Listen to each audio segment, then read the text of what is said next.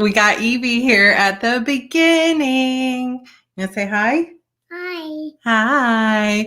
So we have started basketball practice again for Andrew. So he has Wednesdays, and maybe I heard George pulling up just now. I'm not 100% certain, but we will see. How are you guys doing today? Happy Wednesday. So we're going to have Evie with us until George gets home, and I have too many drinks on my table. I have literally 4 drinks sitting on my table. Water, Chick-fil-A, tea from earlier, a Starbucks tea, and a bubble water, which is like sparkling water. Why do I have so many drinks on my desk? Let me know if you also collect desks or drinks on your desk, because it's just a thing for me. I have to clean it off every afternoon. Oh, don't write on me. What you doing? What you doing? That pen?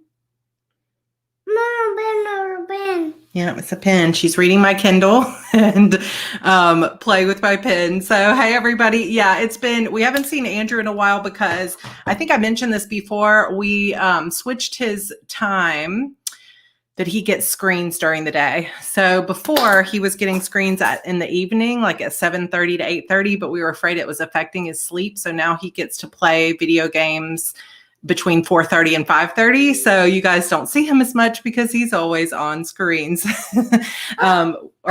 So he's doing his homework when he first gets home, and then he's on screen. So I think it's because my desk is a different floor than the kitchen. How many times do I want to go up and down the stairs? Yes, I hear you on that, Laura. I've been watching your lives on my TV since you want to get down? Yeah, started the live streams, and now my entire family knows your family members. Oh, well, that is very sweet. I love it.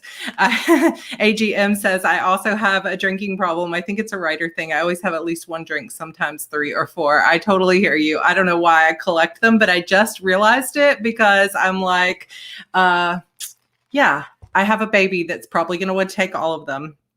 Oh, now she's also changing where I am in the book. So I have been reading through some of the past Shadow Demons books, because when I'm getting ready to write a new one, obviously there's so much in this world. It would take me, I don't know, weeks to read through everything with detail, but I do like to go through at least the latest few books. And I have a story Bible /wiki. So I have been reading back through, and I am on like little more than halfway through Deceiving Darkness, which is book 10. So I am reading that, and I was out in the sun watching the baby as she was playing a little bit earlier, and reading on my Kindle and just kind of enjoying the sunshine and the nice weather here. But I thought that I would just kind of show you guys, because I know not everybody follows over on Heart Breathings. She's drawing on my stuff already. But so right now I do have a plotting notebook that I use, and I showed you guys that before, but I also have this little Webster's Pages composition size notebook that now has a little bit of a pen mark. I'll have to get that off.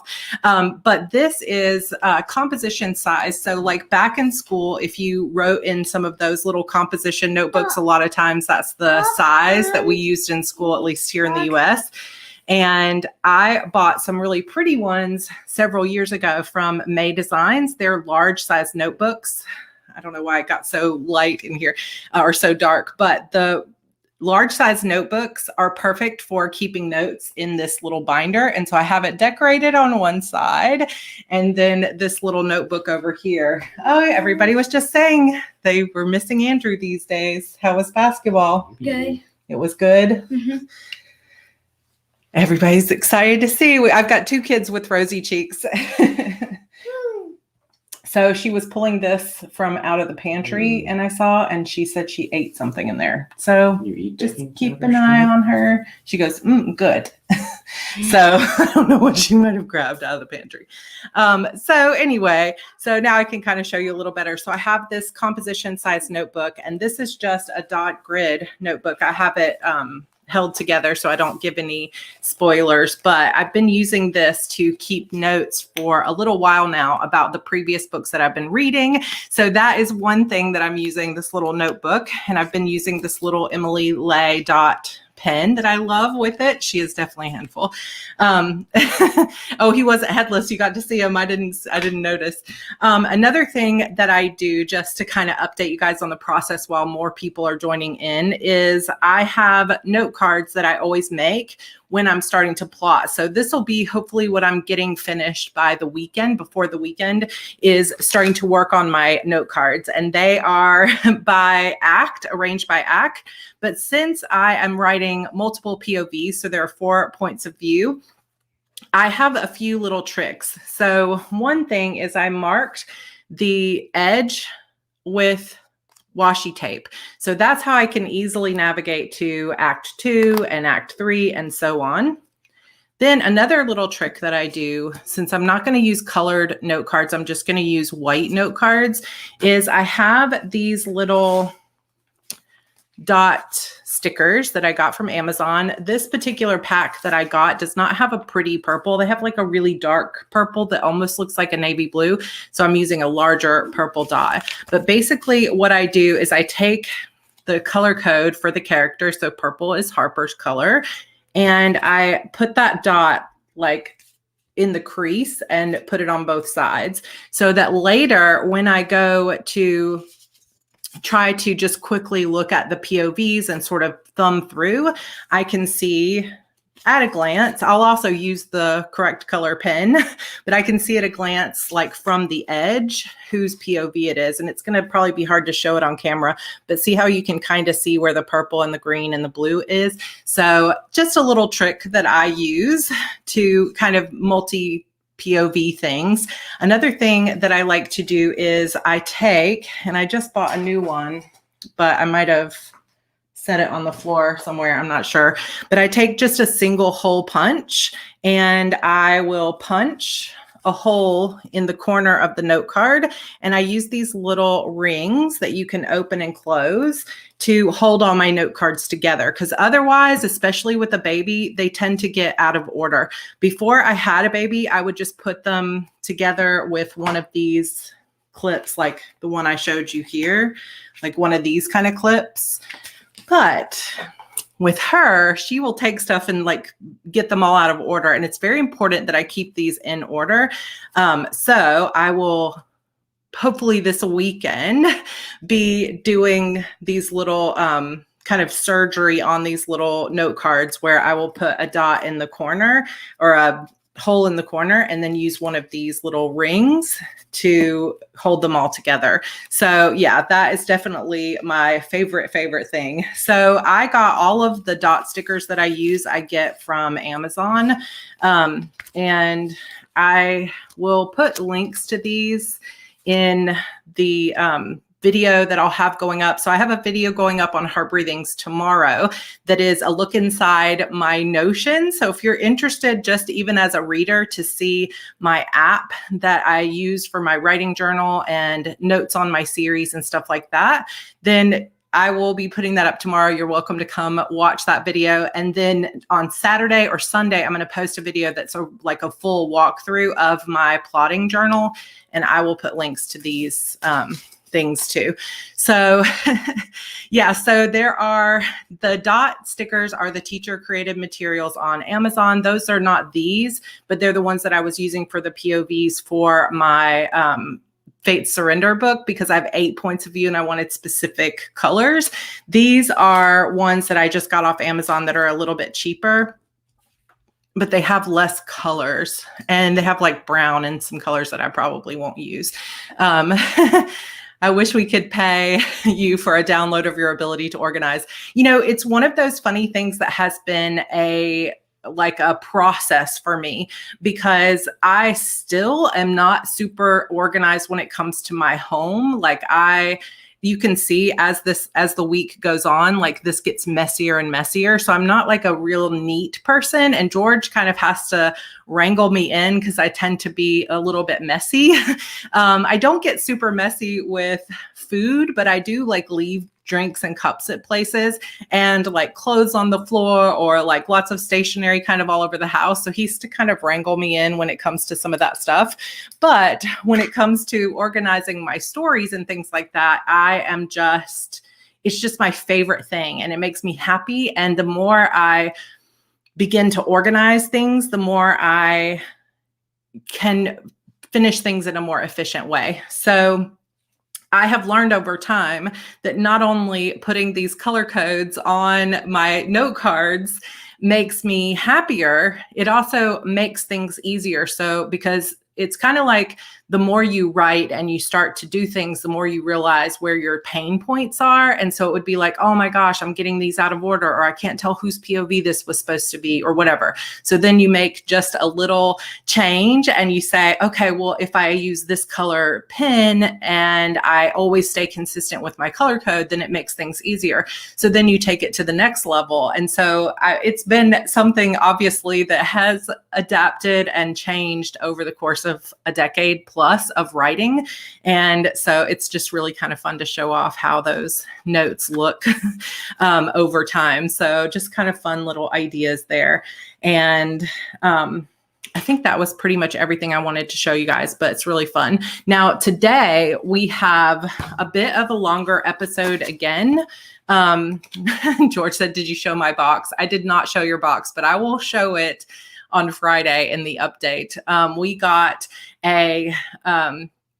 We got an update on our house, but I'll show you guys on Friday because, like I said, we have 12 pages to go through today. I thought about trying to cut it shorter, but it just feels like a good place to end. Plus, we're getting into more of the antagonist of this book, and I think that this will just be a good place to end it. So thank you guys so much for saying that you think I look good in red. It is George's favorite color on me. He loves red. So he's always saying, yeah, he's always saying, wear more red. He loves it. And the necklace is a little bow. So it's from Simply Gilded. So if you know her shop, she has like all the washi tape that I use. I don't think I have any like literally on my desk right now, but Simply Gilded is one of my favorite washi tapes. Like that, this whole thing almost over here is full of Simply Gilded washi tape. And I have her monthly subscription, and this month's subscription came with a little necklace that has her bow on it, and I just thought it was so cute that so now my necklace matches my washi tape, which is kind of like a dream come true, right?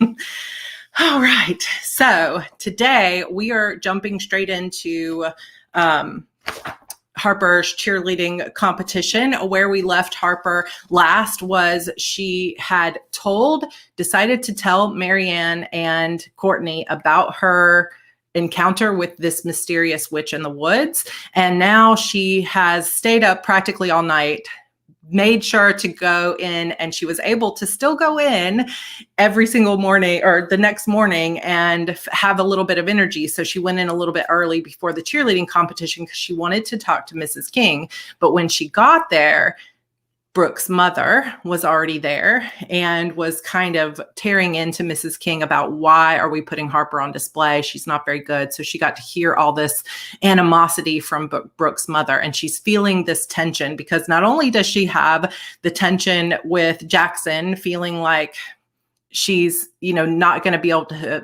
be with him long term and not feeling like there's a future. But she also has this tension of, can I really trust these two girls that live at Shadowford with me? And then now we're going to add this extra tension. So it's sort of like, where do I really belong? Who can I really trust? Who am I really going to belong to in the end? Or where can I really put my loyalties? And so that is all being questioned. So I saw Jude ask a question about, is each note card a scene? If you're curious about how the note cards work, definitely go to my Heart Breathings channel and check out my Preptober videos from October, because I go into all of that in detail. All right, so chapter 14, we've got a little bit of a longer one, so settle in. Here we go. Chapter 14, I was afraid you would say that. Nervous? Lark turned the combination on her locker and yanked it open. I shrugged. A little, I said. I hadn't been able to get Mrs. Harris's conversation with Mrs. King out of my mind. There's been so much going on lately. I haven't really been focused on the competition. Are there usually a lot of people watching? Yeah, I guess, Lark said. There are other teams for one thing, then all their parents and friends and boyfriends. It's already getting crowded out there, and the first team doesn't even go on for another hour. Great, I mumbled. Right now, a crowded gym was the last place I wanted to be. It was bad enough that some evil witch had come after me last night, but somehow hearing Brooke's mom bash me in front of my teacher was worse. I wasn't at all what the order had been hoping for when they thought about their future prima. I would have gladly surrendered the role to someone else if it didn't also mean losing my life. Brooke and Allison came into the room just as I was pulling on my uniform. They were laughing and whispering to each other like they didn't have a care in the world. Well, Brooke may not think I'm good enough at cheering to be at the top of the pyramid, but I wondered how well she would be handling things if she had been the one dealing with witch attacks and crows and murder accusations. I figured surviving took priority over perfect spirit fingers. I was surprised when Brooke walked right up to me, a big smile plastered on her face. "Hey, Harper," she said. I gave her a tentative smile. "Hey." I wanted to call her a traitor and tell her to get out of my face. How dare she tell her mother I'd been messing up in practice? "I just wanted to tell you good luck today," she said. "You might want to double check and make sure you have the right shoes. You wouldn't want to fall again. Not in front of everyone like that." I narrowed my eyes at her. What did she have up her sleeve? We both knew she was the one who messed with my cheerleading sneakers a few weeks ago. I might not have been able to prove it, but I knew it was her. She wanted to make me look like an idiot so she could get her spot back at the top of the pyramid. I looked down at my shoes. "I don't leave my shoes here overnight anymore," I said. "You never know what kind of person might have access to the lockers." "I'm sure you'll be fine," she said. She turned and walked toward the opposite side of the locker room. When she and Allison sat down on the long wooden bench, they exploded in giggles. A knot in my stomach twisted. Something felt wrong. I took my shoes off and walked down into the secret training room below the gym. Mrs. King was down there, hunched over a book. I was struck again by how pretty she always looked with her glossy black hair. She looked like she was young enough to still be on the squad instead of leading it. She looked up when I came down the stairs. "Oh, hi, Harper." She paused, took one look at the frazzled expression on my face, and frowned. "What's wrong?" I put my shoes on the table in front of her. "Can you just double check my shoes? I want to make sure the spell is right and they aren't programmed to make me fall or anything." "Are you still worried about that incident a couple of weeks ago?" She took my shoes in her hands. "I told you I don't think Marianne's family had done that. Besides, I don't think they'll show their faces around here anytime soon." "It's not Marianne's family I'm worried about." I sat down on the stone bench. "It's someone on the squad." Mrs. King shook her head. "You can't still think Brooke had something to do with your fall that day. Can you just check them, please, if it's not too much trouble?" Mrs. King pursed her lips and stared at me for a long moment. She sighed and closed her eyes, running through the routine in her mind and checking the spell on the shoes. I knew I was acting like a paranoid freak, but I just wanted to make sure no one was out to sabotage me today. "Everything is exactly in place," she said. I stared down at the shoes. The routine was fine. I was probably reading way too much into Brooke's strange behavior. She was just trying to rattle me. The trouble was, it was working. "The routine looks completely normal. Are you sure that's really what's bothering you?" I paused. No, that wasn't all that was bothering me. I thought about telling her I'd been attacked, but how could you trust her not to mention it to the council, especially after what Brooke's mother had just said about me, about always being in danger? If they found out there was another attack on my life, who knows what drastic steps they might take. Besides, Zara would be arriving tomorrow to take over as my official trainer. Between her and Jackson and the girls at Shadowford, maybe everything would be all right. "I'm fine," I said, just a little bit nervous about the crowd. She smiled, her face softening. "You'll be fine. Come on, let's get up there. A bunch of the teams have probably already registered by now. I bet the gym's getting packed." I nodded. "Okay, But can I ask you a quick question first? Sure. She looked at me expectantly. The girls were talking about the Halloween ball the other day at dinner. I said, I was wondering if that was mandatory or what. Mrs. King closed her eyes and let her head fall back slightly.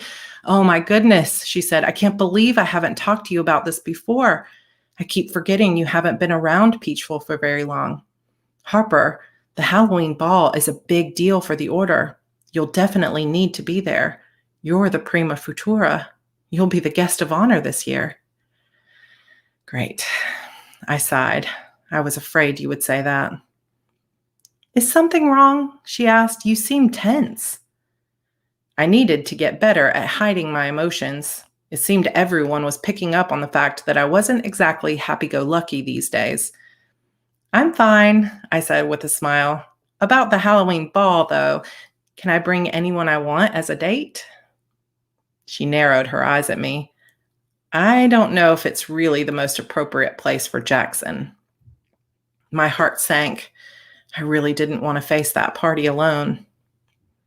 Mrs. King put her arm around my shoulder. Maybe it wouldn't be such a big deal, she said. I doubt they'd kick him out if he showed up, you know. I smiled. Thanks. Come on, she said. Let's go win our first regional competition.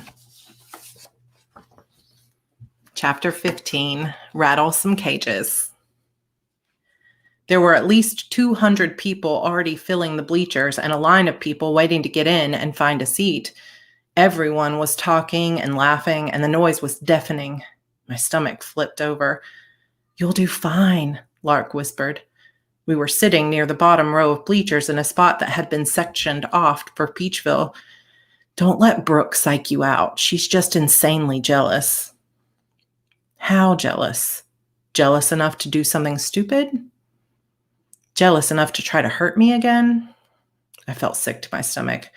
Thank goodness Courtney had been there last night to give me a recharge, or I would have been in some serious trouble today. Do you think I'm too stiff? I asked, thinking about Mrs. Harris's words. Lark giggled. No way. You look great out there. A real natural. I rolled my eyes. Now I knew she was lying. I just hoped I didn't look as uncomfortable out there as I felt most of the time. The noise in the gym seemed to muffle for a moment as if I had gone underwater. The skin on my arm tingled and I smiled. Jackson was here. Lately, I'd been able to feel his presence in a whole new way, like we were tuned into each other. I turned my head and peered toward the door, but there were so many people I couldn't find him at first. I crinkled my nose, disappointed. Who are you looking for? Lark asked, following my gaze. I gave her a look and she smacked herself on the forehead. Oh, duh. I didn't know he was coming today. Her eyes grew wide and she tugged on my arm. Oh my God, I totally forgot to ask you about your date last night. Shh. I looked around to make sure no one from the order was sitting beside us. I didn't want to be lectured again about how Jackson and I could never have a future together and how I'd be better off with a guy like Drake. Lark leaned toward me, laughing. Sorry, she said, whispering this time. How was it? Was he such a gentleman? I mean, I can't even imagine what it would be like to date someone who was like over 100 years old. Is it creepy or was it just normal? I shook my head. She was hopeless. Of course, Lark would be the one to bring up the technical age difference. It was normal, I said, thinking about our conversation in the boat and how romantic it had been when he told me about his life growing up in the shadow world. Well, as normal as something in my life could be at this point. My breath caught in my throat as I caught sight of him walking into the gym. No matter how much time I spent with him, I never got used to the way it made me feel when he was close to me. I knew part of it was that being near him gave my power a boost, but that wasn't all of it. What I felt for him went much deeper than that. Earth to Harper, Lark said. She waved her hand in front of my face and giggled. Man, you've got it bad, huh? I blushed and pulled my gaze away from Jackson's face. Sorry, I said. I can't help it. He's magnetic. That was the word I was thinking of. I felt my body pull toward him when he was near, and anytime we were apart, I felt his absence like a crack in my soul. My whole life, I'd never let myself rely on another human being. I'd never let myself really even care for anyone because I was certain they would eventually leave me. But with Jackson, even though I knew how badly the whole thing might end, I couldn't help myself. I was falling hard, and no matter how scared I was to let down these walls around my heart, the thought of closing myself off from him was worse. Next to me, Lark sighed. I wish I had someone I could feel that way about, she said. What about Andrew? I said. I thought you adored him. She leaned her head back and groaned. I did until we went out this past weekend, and all he could talk about was playing Xbox Live and how many achievements he'd racked up on Left 4 Dead 2. Believe me, it was one of the most boring nights of my life. I cut my eyes back toward Jackson. He took a seat at the very top of the bleachers where it was less crowded. I smiled. Watching a cheerleading competition was probably the last thing he wanted to do on a Saturday afternoon, but he was here to make sure I was safe. It was sweet. He must have sensed me staring at him because just then he turned toward me and lifted his head in a nod of hello. A smile tugged at the corner of his mouth as our eyes met across the crowded gymnasium. An invisible thread connected us. Are you bringing him to the Halloween ball? Lark asked, bringing me back to our conversation. I thought about our conversation last night. He didn't want to go, but after what happened in the woods, I knew he wouldn't want to let me out of his sight, especially not during an official party given by the order. That's the plan, I said. I had no idea how the higher-ups in the order would react when they saw Jackson at their annual party. In 50 years, he'd never been. But they couldn't really argue against it, right? Not if he showed up as my guests. I mean, weren't they telling me I should step up and take on more of a leadership role? Well, as their future leader, if I wanted to bring a demon to the party, I was going to do it. Lark giggled and shook her head. You're definitely going to rattle some cages with that one. I smiled. I'd always been more of a rebel at heart. I figured this town could use a little rattling. I couldn't wait to see the expression on all those old ladies' faces next weekend. Chapter 16. Who knew being a cheerleader could be so stressful? Finally, it was our turn to perform. For my team, I tried to clear my mind of worries and concentrate on the 5-minute routine we'd been working on for the past couple of weeks. The magic in the sneakers was awesome and gave us a huge advantage, but when it came to all of the throws and acrobatics in this routine, there was still a chance one of us could mess up big time.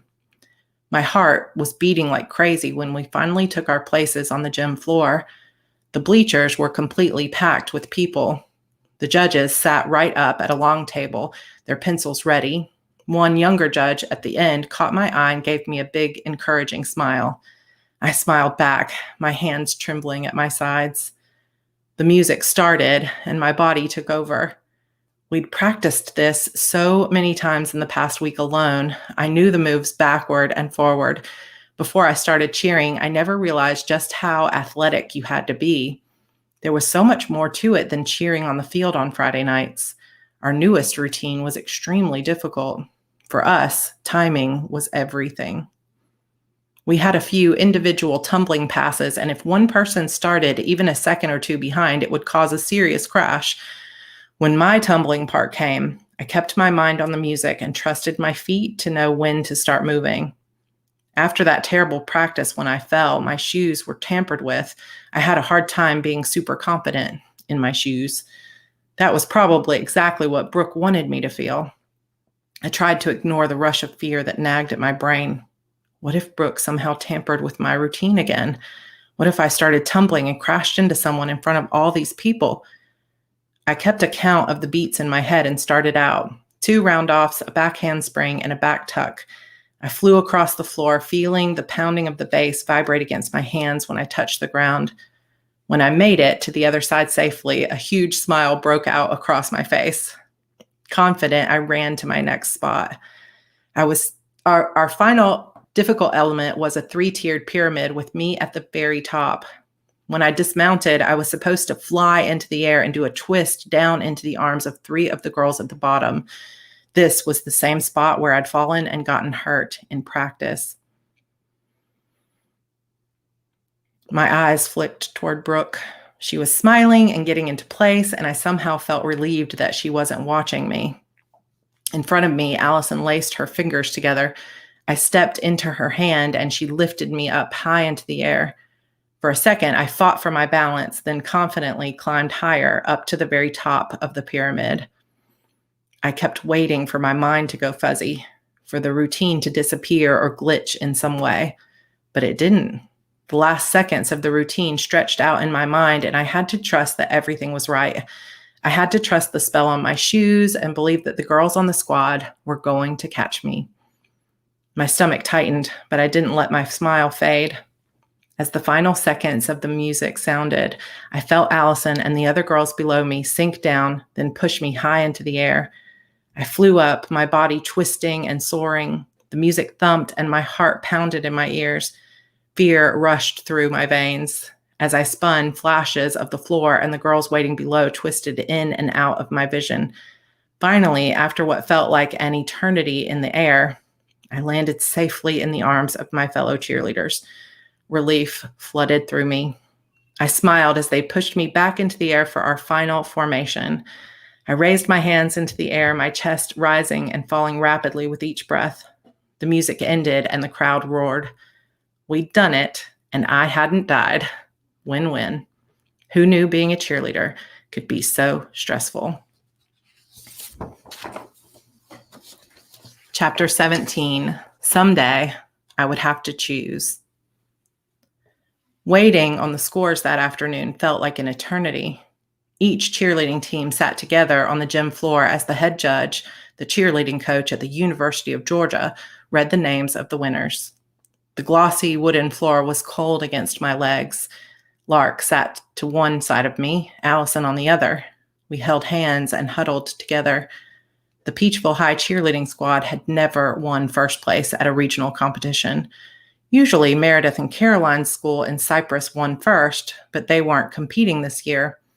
After Caroline's disappearance and illness, their coach decided it would be best for them to sit out for a year instead of pushing the girls to practice during the crisis.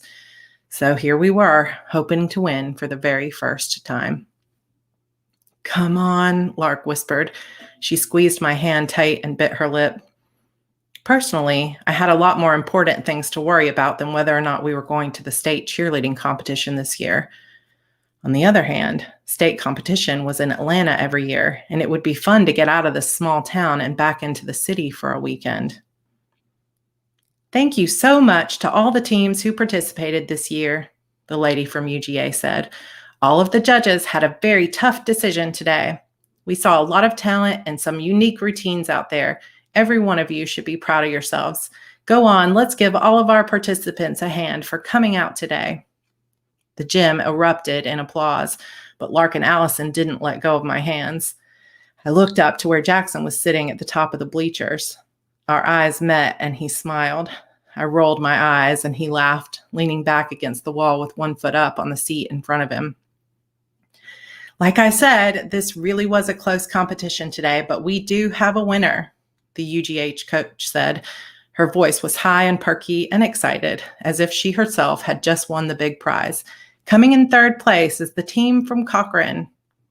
Squeals echoed throughout the gym as the girls from Cochrane, with their purple and gold uniforms, jumped up and accepted their trophy. Most of them were smiling, but a few of the girls were obviously disappointed, probably seniors. Their last chance to go to state denied. I swallowed nervously. This was my first chance. I'd never been a part of a team like this. I'd never known what it was like to work together the way we'd all been working for the past few months. Suddenly, I realized how much I wanted us to win. "Second place this year goes to..." The woman paused. The gym fell completely silent. Lark squeezed my hand harder. "Hawkinsville High School." More shouts of excitement. The red and white team from Hawkinsville jumped up, hands waving high in the air as their team captain ran to get the trophy. My heart thudded against my ribs. Why did I even care about some stupid cheerleading trophy? I had never in my life even known these competitions existed before I got to Peachville. I certainly never dreamed I would give a second's thought to winning one of them. I looked into Lark's eyes and she hugged her body close to mine. We all sat up on our knees, waiting. It was moments like these that messed with my mind. Every time I was so sure that I didn't want to be a part of the order, something like this would happen to lure me right back in. I liked being part of something. I liked knowing I wasn't alone. And our first place winner today, she said, the team that will be representing our region at the state cheerleading competition in Atlanta in a couple of weeks is... Anticipation hung in the room like a tightly held breath. I wanted to win this. I couldn't explain it. I wanted to be a normal girl who worried about normal things. Peachville High School. The team stood up and cheered. Lark and Allison pulled me into a hug, jumping up and down. Brooke sauntered to the front of the gym and took the trophy into her hand. She held it up toward the crowd, waving it around like a flag. There were so many high-pitched screams going off in my ears. I wondered if I'd ever get my hearing back to normal. Then I realized I was screaming too. I looked up toward Jackson and smiled. He leaned forward, resting his elbows against his knees, his boots propped up on the seat in front of him. In the midst of this celebration, I looked from him to the girls around me. My heart went from light and happy to suddenly heavy and thick with sadness. I was caught between them.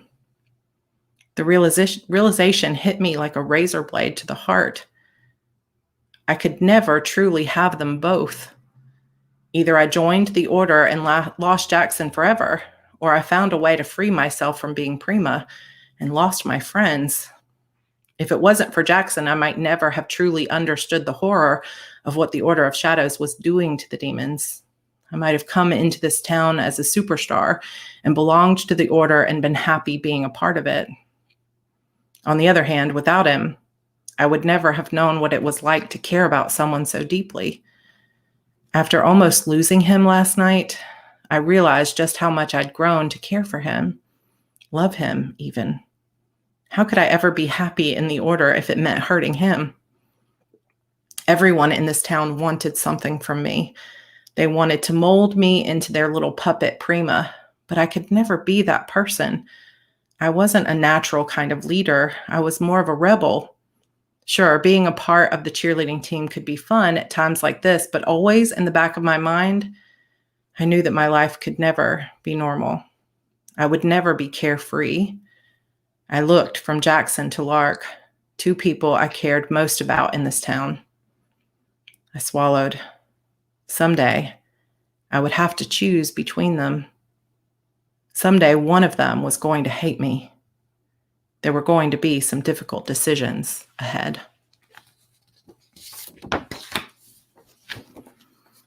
Chapter 18.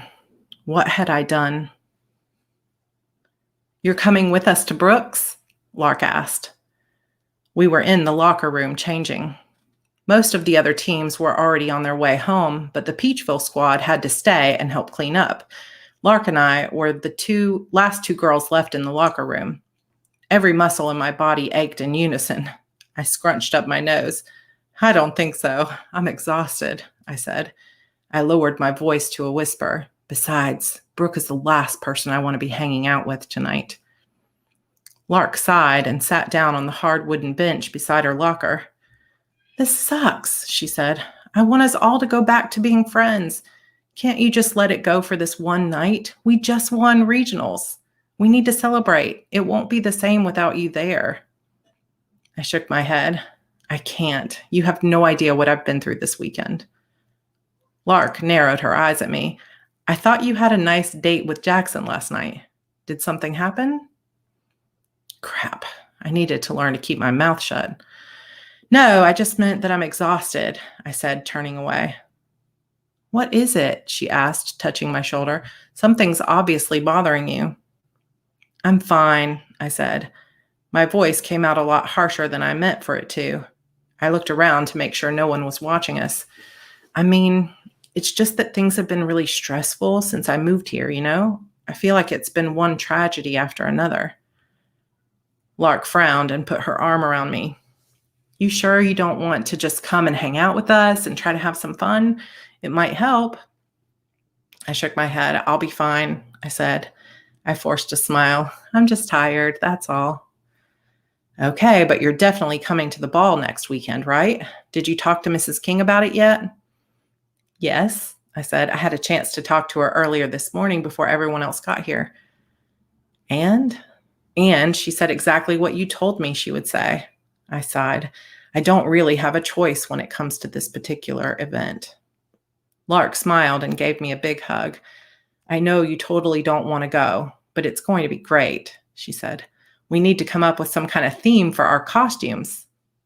While Lark rambled on about different ideas for what we could all wear for Halloween, my mind wandered back to the attack in the woods the night before.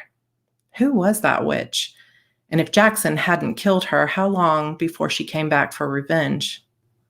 Then there was the mysterious guy with the braids. Who was he? A shiver ran down my spine. I closed my eyes and took in a deep breath. Would I ever get used to living this kind of life? One where every time I turned around, someone new was trying to kill me? Harper. I snapped my head toward Lark. Yes? Have you even been listening to a word I've said? I bit my lower lip and stared up at her. I'm sorry, I said. I wasn't ignoring you or anything. I'm just tired. She slammed her locker door shut and picked up her duffel bag. I know. I slumped back against the metal door of my own locker and groaned. Shit, I said. Lark, It's fine, she said. We'll talk costumes tomorrow, okay? I'll give you a call or something. I nodded, then realized tomorrow was Sunday. Zara was coming back to Peachville to start work as my trainer. I probably wouldn't have a spare second to talk on the phone. Wait, I said, I can't tomorrow. Zara will be here, and I'll have a million things to do in training. She said she wanted to get me started on a training program right away, and I can only imagine how rough that's going to be. Why don't we just talk about it Monday at lunch? Okay, Lark said. She looked toward the door and waved. I peered around the corner to see Lark's mother standing in the doorway. Oh, hi, Merchin. Hi, Harper, she said, a sweet smile on her face. You did a great job today at the competition. You all did. Thanks, Lark and I said in unison. I have to run, Lark said. She turned and gave me a soft smile. Get some rest. I'll talk to you soon. I will, I said, glad she wasn't mad at me. You don't need a ride home or anything, right? No, I said, I've got a ride. See you Monday then? I smiled and nodded. See you then. Lark and her mother left the locker room. I looked around and realized I was completely alone. My gaze wandered up to the window where I first saw the crow watching me. Mary Ann. I sighed. In this town, even my friends were my enemies. Jackson was the only person I felt I could completely trust, and even he had secrets. Secrets he held so tight, not even a crowbar could have pried them from him. Knock, knock. A tall man with a bushy mustache peered around the corner. When he saw me, he sighed and leaned against his mop. It's getting late. You got a ride home? I stuffed my shoes into my duffel bag and zipped it up. Yeah. Well, I gotta lock up, so you'll have to wait outside. I looked around toward the demon painted on the wall. Mrs. King was downstairs in the training room, but I couldn't very well go down there with this guy watching my every move. Still, I didn't really want to go outside alone.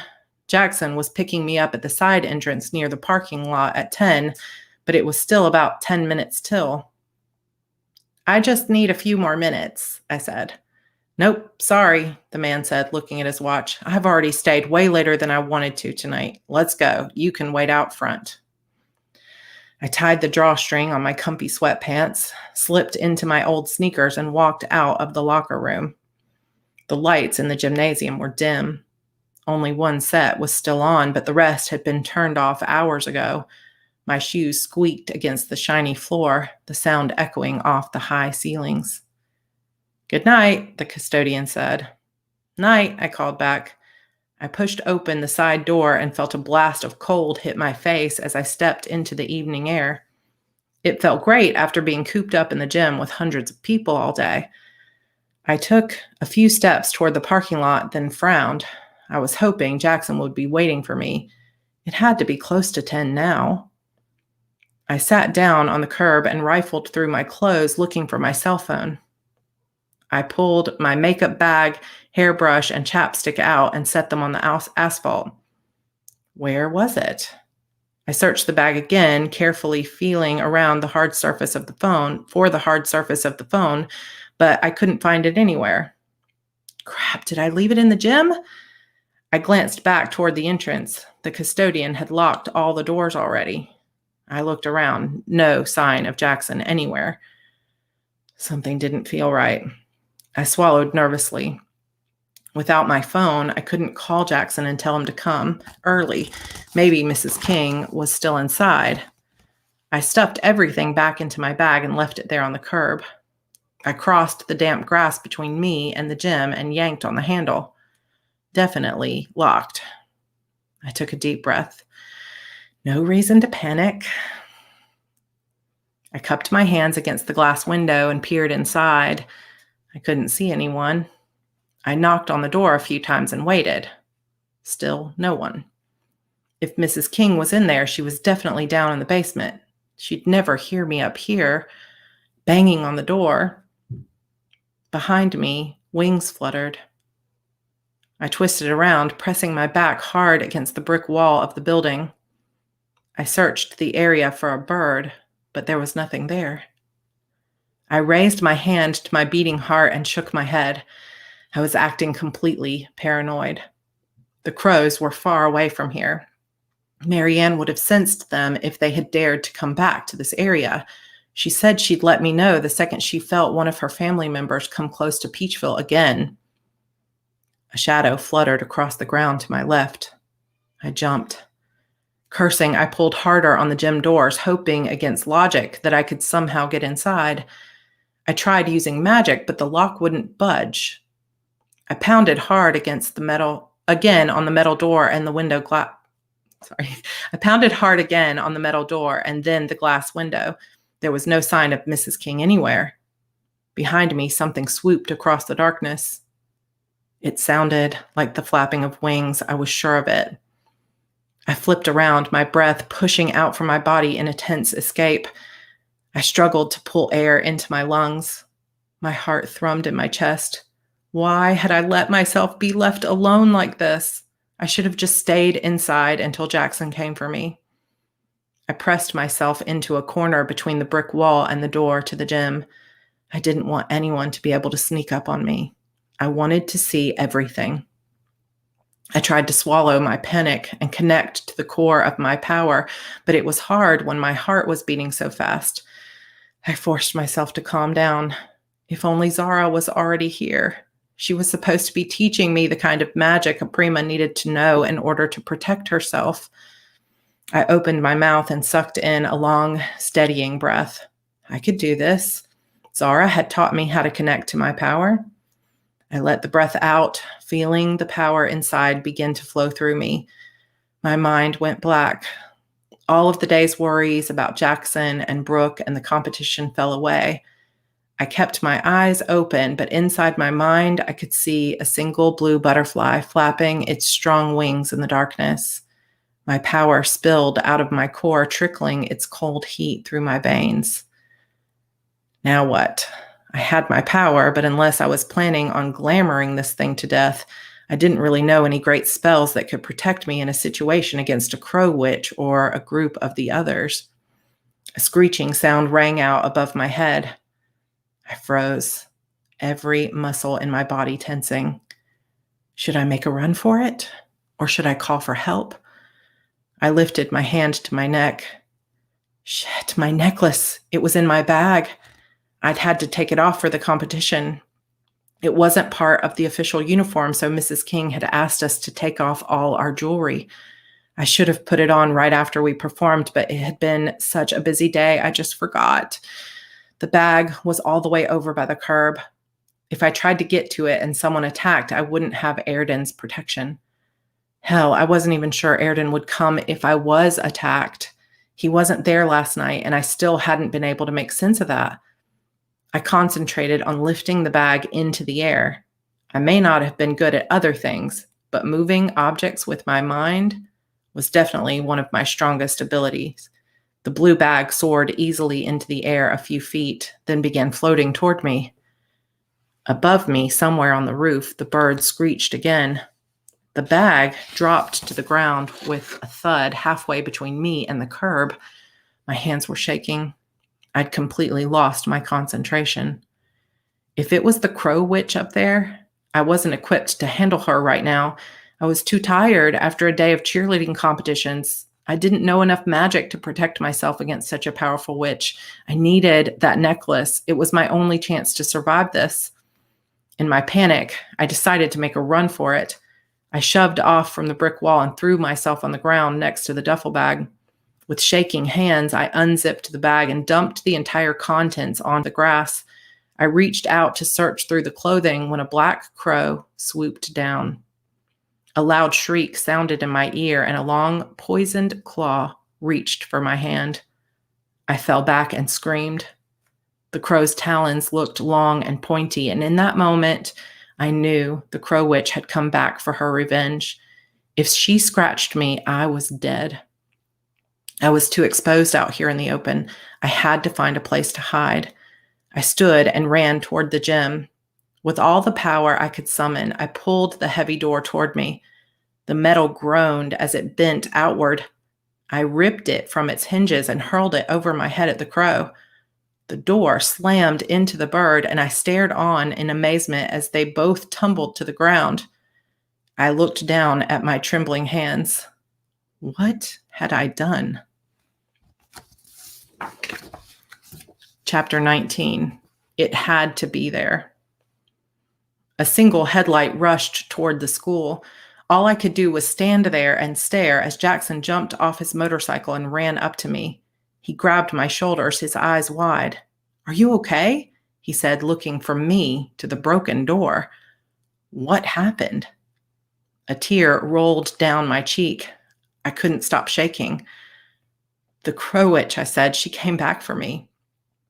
Fear filled his eyes. He pulled off his leather jacket and wrapped it around my shoulders. "Where is she? Is she still here?" "I don't know what happened," I said. My brain struggled to make sense of it all.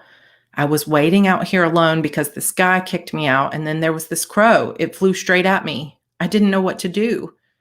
I was rambling. I couldn't think straight. My heart still pulsed with fear. Jackson ran a hand through his hair and looked around. He stepped around the broken door, and his jaw fell open. "What?" I asked, moving beside him. The bird lay completely still in the grass. I gasped. Had I killed it? Jackson walked slowly over to the bird, then carefully poked it with the tip of his boot. I clutched his jacket close around my body, ready to make a run for it if the thing flew toward me. Instead, the second his foot hit its wing, the black bird disintegrated into a puff of ash. I shook my head, not understanding. Jackson turned to me. "This wasn't the crow witch," he said. He crouched down beside the ash and rubbed some between his fingers. "It was," I said. "You didn't see it, Jackson. It had the same claws, the same red eyes." I sat down on the grass, unable to hold myself up any longer. "I believe you," he said. "But this bird wasn't a witch. It was an illusion." I stared at the pile of ashes and shook my head. "An illusion? What do you mean?" "I mean someone created an exact copy of the crow witch and sent it after you," he said. "Why?" I said. "Who would do such a thing?" "That's a good question." Jackson stood and turned away from me, his hands curling into tight fists. "I'm going to kill her." I walked toward him. "Kill who?" I said. "Jackson, do you know who did this?" Jackson shook his head and turned back to me. "No," he said. "I just meant that when we figure out who's messing with you, I'm going to have a few choice words for them. Tell me again exactly what happened." I couldn't shake the feeling that he was hiding something from me. Did he know more than he was telling? I started from the beginning and told him about the attack. When I first saw it flying toward me, the crow looked real, I said. And my necklace. My voice caught in my throat. My necklace. I looked at the discarded bag by the curb. Was my necklace even in there? If my cell phone was gone, what if... I ran over to the pile of clothes on the ground, Jackson following close behind me. My uniform, cheer sneakers, and a bunch of random practice clothes were jumbled together. I searched through them like a mad woman. I searched every pocket, every inch of the discarded duffel bag. It had to be there. I never should have taken it off. Screw the rules of the competition. I should have known better. Harper, Jackson grabbed my arm. He sank into the grass beside me. Slow down. Wait, what were you saying about your necklace? Panic filled my entire being. I slumped over, letting my body rest against his. My necklace, I said. It's gone. Dun, dun, dun. So a longer episode. Thank you guys for sticking with me today. I know that was a long reading, like 40 minutes of reading, but we made it before the hour was up. I was trying not to, trying not to read too many of the comments, but it's kind of fun. Christabelle said it's fun reading everybody's, everybody's like comments and stuff like that. So yeah, that's really fun. And it is, I know it is hard if you've read all of this not to give spoilers because there's so much about it. It's like there's so much still to come that you kind of like, or what, I know what's happening. I got to tell everybody because there's so much tension. So in a lot of ways, what we see here in this episode is, Harper has this, obviously, like I was talking about at the very beginning, she has this like split loyalties, and she's someone who has never really belonged anywhere before. And now she's got all these people pulling on her, like all these expectations. And even Jackson, he's, she wants, like, he would be her choice, you get the feeling, but he's not telling her everything. And, here he is like, whoever did this, whatever, but she can sense maybe he's keeping something. So it's like, can you tell us? Like, I started reading, but you said you were going to do it for a reading this month. So I'm learning it all as you read. Oh, yeah. So it's like, we've got Jackson with his secrets. We have potentially Brooke and Allison over there giggling about something. Like, are they the ones that took her cell phone, or is there someone else? Are the crows really back, or what is this going on with this illusion? So I was sitting there, like, Jennifer Evelyn had asked last time about like kind of filling in on where we are in the plot points or whatever. And with this book, I did know about like passing through the doorway and things like that, but I didn't have as tight a lockdown on plot as I do now. But I would say, kind of looking back through it, that attack from the witch on the woods is really kind of into the new world kind of moment, the first doorway for Harper, as well as her deciding that she's going to trust those girls. So that's kind of like her into the new world moment, because I think it's been so long, like 2011 since I wrote this book. But it's that moment for her of understanding that there's another enemy out there. So she thinks that she's safe now. Like, the enemies are gone. They've kind of fought through. She's going to take this. Like, she thinks the only thing she has to worry about is Airden and trying to get out of the order. And now we know there's an additional, enemy out there. So that's kind of into the new world. And then as we get into this section, we are kind of hitting that like first pinch point that happens right before the midpoint of the antagonist and the mystery of who is this really doing it, because this was an illusion. Was the attack from the witch on the woods an illusion too? And who is doing this? And then we've got this tension mounting throughout the entire book so far about what's going to happen at this Peachville party, this Halloween ball. So there's lots of things going on here.